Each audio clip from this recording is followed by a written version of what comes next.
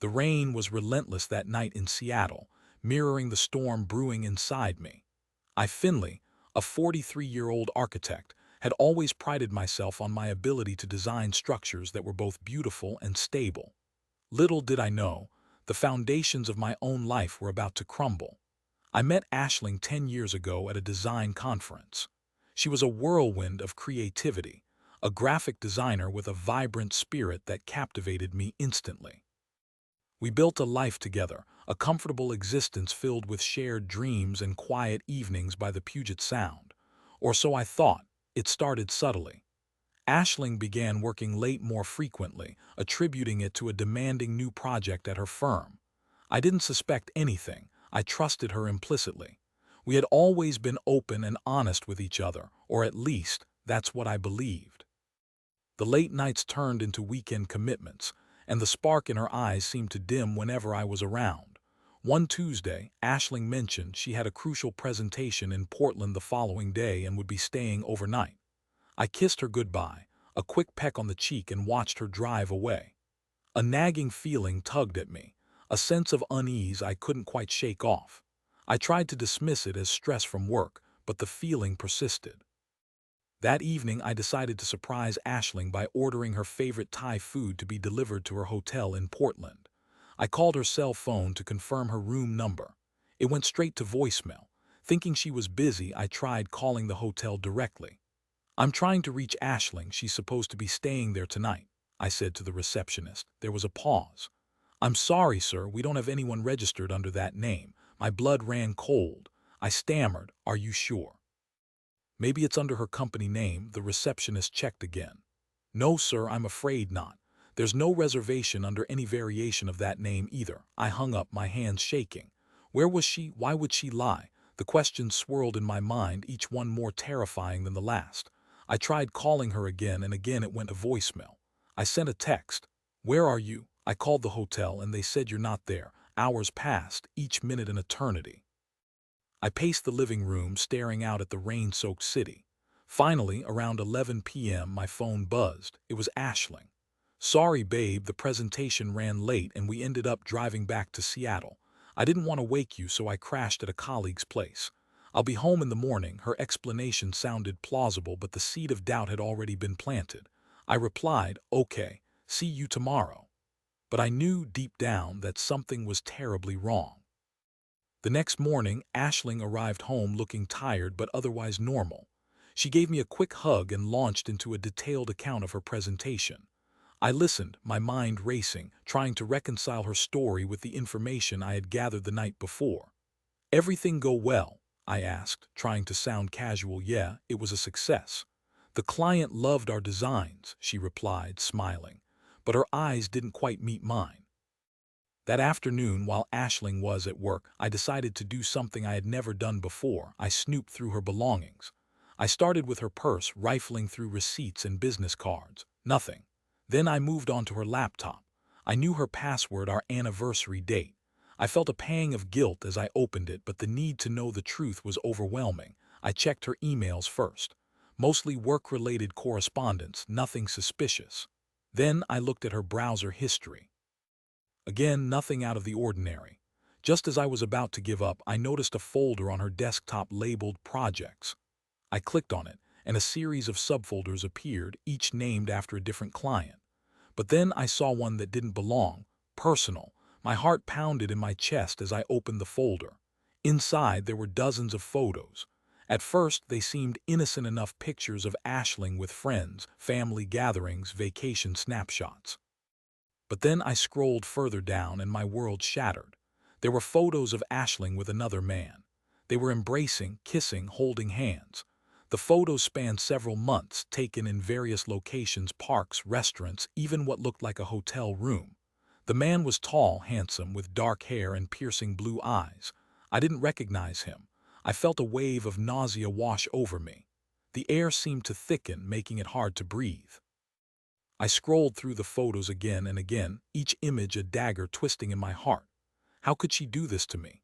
How could she betray our love, our life together? I closed the laptop, my hands trembling. I needed to know who this man was. I needed to confront Aisling. But first I needed to calm down, to gather my thoughts. I decided to call my best friend Osmond.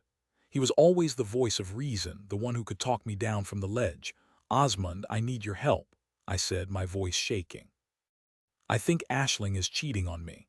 I told him everything from the suspicious late nights to the photos on her laptop. Osmond listened patiently, offering words of comfort and support. "Finley, I'm so sorry. That's terrible. You need to confront her, but do it calmly. Don't let your emotions get the better of you." I took a deep breath.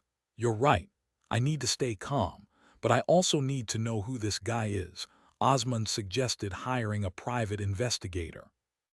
"They can find out everything you need to know discreetly and efficiently." I hesitated. "I don't know, Osmond. That feels like a drastic step. Finley, you deserve to know the truth. If Aisling is cheating on you, you need to have all the facts before you confront her." I reluctantly agreed. Osmond recommended a reputable investigator he had used in the past. I made the call, explained my situation, and arranged to meet with him the following day. The next morning I met with the investigator, a no-nonsense woman named Ingrid. I showed her the photos I had found on Aisling's laptop. She examined them carefully. "I can identify this man and gather information about his relationship with your wife. It will take a few days." I nodded, feeling a strange mix of anxiety and determination. I wanted to know the truth, no matter how painful it might be. Days turned into a week. I tried to act normal around Aisling, but it was becoming increasingly difficult. The lies, the deception, it was all eating away at me. I found myself constantly questioning her, scrutinizing her every move. Finally, Ingrid called. "I have the information you requested, Finley. Can you meet me at my office?" I rushed over to her office, my heart pounding in my chest. Ingrid handed me a file. "This is everything we found. The man in the photos is named Jasper. He's a marketing executive at a rival firm.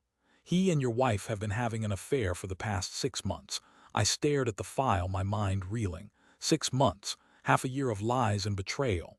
Ingrid continued, "We also discovered that Jasper is married. His wife's name is Coralia. She's a teacher."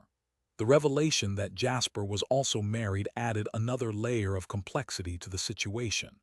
2 marriages, 2 lives shattered. I felt a surge of anger, not just at Aisling but at Jasper as well. He had knowingly and willingly participated in this deception, with no regard for the consequences. I thanked Ingrid for her help and left her office, the file clutched tightly in my hand. I needed to confront Aisling, but I also felt a responsibility to inform Coralia about her husband's infidelity. She deserved to know the truth. I decided to call Coralia. It was the hardest phone call I've ever made. I explained who I was and told her about Aisling and Jasper's affair. She was understandably devastated. "I had no idea," she said, her voice trembling. "I thought we were happy. We talked for a long time, sharing our pain and disbelief. We agreed to meet the following day to discuss what to do next." The next evening, I waited for Aisling to come home from work. When she finally arrived, I was standing in the living room, the file from Ingrid on the coffee table. Walked in looking tired and gave me a quick kiss. "How was your day, honey?" she asked. "We need to talk, Aisling," I said, my voice cold. She looked at me, her eyes widening slightly. "What's wrong?" I gestured to the file on the coffee table. "I know about Jasper. I know about the affair." Aisling's face paled. She didn't say anything, just stared at me in stunned silence. "I found the photos on your laptop," I continued. "I hired a private investigator. I know everything." Tears welled up in her eyes. "Finley, I interrupted. "Don't even try to explain, just tell me why." She sank onto the couch, sobbing. "I don't know," she said, her voice muffled. "I was unhappy. I felt like we were drifting apart. Jasper made me feel alive again, so you decided to betray me, to lie to me, to destroy our marriage?" I asked, my voice rising. "I didn't mean for it to happen," she said, tears streaming down her face. "It just happened." I couldn't bear to look at her. I turned away, my heart aching with pain and anger. "I want you to leave, Aisling," I said, my voice barely a whisper. "I want you out of my house, out of my life." She looked up at me, her eyes filled with desperation. "Finley, please don't do this. I'm sorry. I'll do anything to make it right." "It's too late, Aisling," I said. "You've already done too much damage. There's no going back." I watched as she packed her belongings, her tears flowing freely. She didn't try to argue, didn't try to defend herself. She knew she had crossed a line that could never be uncrossed. As she walked out the door, I felt a sense of emptiness wash over me. 10 years gone. Our dreams, our plans, all shattered. I was alone, adrift in a sea of heartbreak and betrayal. The next day I met with Coralia. We sat in a coffee shop, sharing our stories, our pain, our anger. We both felt betrayed, not just by our spouses, but by the lies and deception that had consumed our lives. We decided to take action. We gathered all the evidence. We had the photos, the emails, the text messages, and presented it to our respective lawyers. We filed for divorce, citing adultery as the grounds. We also contacted Jasper's employer and informed them of his affair. He was promptly fired. Aisling and Jasper's affair had not only destroyed our marriages but had also cost Jasper his job and reputation. It was a harsh lesson, but one they both deserved. In the aftermath of the divorce, I struggled to rebuild my life.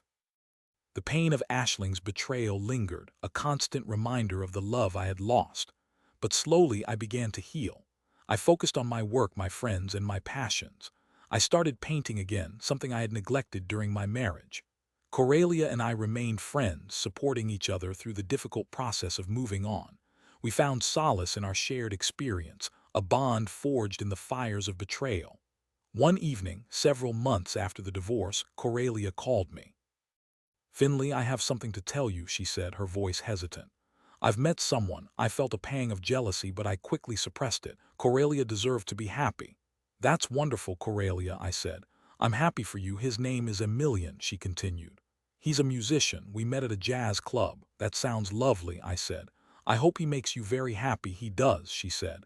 "And Finley, I think you should meet someone too." I laughed. "I don't know, Coralia. I'm not sure I'm ready for another relationship." "You will be," she said. "You deserve to be happy, Finley. Don't let Aisling's betrayal define you." Her words resonated with me. I knew she was right. I couldn't let the past hold me back from finding happiness again. I decided to take a chance, to open myself up to the possibility of love. A few weeks later, I met someone. Her name was Liliana. She was kind, intelligent, and beautiful. We connected instantly. We shared our stories, our hopes, and our dreams. And slowly I began to fall in love again. Aisling's betrayal had been a devastating blow, but it had also taught me a valuable lesson. It had taught me the importance of honesty, trust, and communication in a relationship. It had taught me that even in the face of heartbreak, it is possible to heal and find love again. I never spoke to Aisling again. I heard through mutual friends that she had moved to another city and was working at a small design firm. I didn't know if she was still with Jasper, and I didn't care. I had moved on. I had found my own happiness, my own peace, and that was all that mattered.